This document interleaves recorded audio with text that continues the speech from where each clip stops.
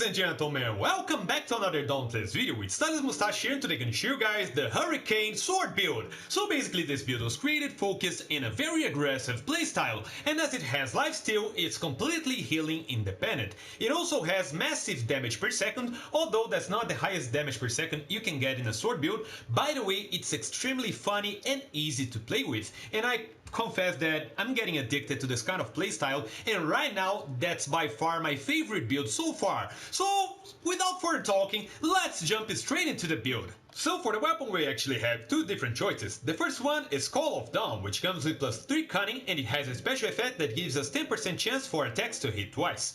Now for the modifications we're gonna use the Ardent Cyclone and the Adhesive Hilt. And I highly suggest you guys try this combination out because it has such a good synergy and it's so much fun. Whenever you're in your during your special, you're gonna start spinning, and if you have Adhesive Hilt, you cannot be staggered. So basically, you're invulnerable during this period of time, which is absolutely wonderful. You have to try this out.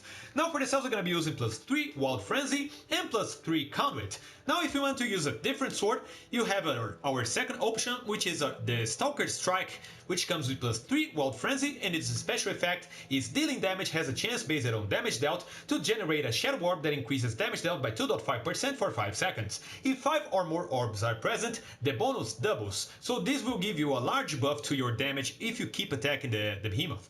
Now for the modifications, we're going to be using exactly the same mods, which are Ardent Cyclone and Adhesive Hilt. The only difference for the other sword for this build right here is that instead of +3 Wild Frenzy in the cell right here, we're going to be using +3 Cunning, or +2 in this case because I don't have a second +3, and here we're going to be using +3 Conduit as well. Now let's swap back to the other sword. Okay, so for the helmet we're going to be using the Hellplate Casque, which comes with +3 Rage Hunter, and for the cell we're going to be using +3 Cunning. For the chest piece, we're going to be using the Boreal Resolve, which comes with +3 Rage, and for the cell we're using +3 Iceborne. For the gloves, we're going to be using the Boreal Might, which comes with +3 Rage, and for the cell we're using +3 Rage Hunter. For the legs, we're using the Boreal March, which comes with +3 Iceborne, and for the cell we're using +3 Wild Frenzy. And last but not least, for the lantern, we're using the Dresk's Eye, which has an instant effect that increases our damage by 30% for 6 seconds. Now for the cell, we're using +3 Conduit. Now if you want to use a different lantern, you can actually switch to the Embermane's Rapture, which has an instant effect that increases our attack speed by 30% for 8 seconds. It's all up to personal preference. If you want to have faster attacks, use Embermane's Rapture. If you want bigger damage numbers, you can use Dresk's Eye. Both of them are pretty good and are very, very good. Just use whatever you please because they are both very, very good. Okay, so now let's move into the perk summary. So here we have +6 Conduit that increases our attack speed by 25% for 8 seconds right after using our Lantern Hold ability. +6 Cunning that gives us 15% critical strike chance. +6 Iceborne that gives us 30% decrease in damage taken and 8% lifesteal that cannot heal beyond 50% health when under 50% health. +6 Rage that increases our damage by 25% when under 50% health. +6 Rage Hunter that increases our damage by 40% versus enraged behemoths. And +6 Wild Frenzy that increases our attack speed by 25% when under 50% health. So basically, the way you're gonna play this build right here is right at the beginning of the fight, you're gonna take a few hits just to purposely go beyond 50% health. So you're gonna activate your Iceborne, your Rage, and your Wild Frenzy perks. And then throughout the whole fight, you will have an additional 25% attack speed, an additional 25% damage increase, and you will take 30% less damage, and you will have 8% lifesteal that cannot heal beyond 50%, which will keep those perks active throughout the whole fight. So basically this build right here focuses in extremely aggressive playstyle, and you don't really have to worry much while we're using this build right here. To be honest, you just have to start a fight, take a few hits, and then just chill out and start attacking the behemoth until it's dead, because it's just that easy. You don't really need to be that good with the sword. You just have to press the buttons, and then that's pretty much it, because you're gonna heal yourself with every single blow, and then you're gonna deal massive damage, and that's just so awesome. You have to try this out, guys. So that's pretty much it for the build, guys. Now I'm gonna show you guys a small demonstration against a heroic behemoth so you can see how effective this build is in an actual fight. So thank you for watching, guys, and now check this out.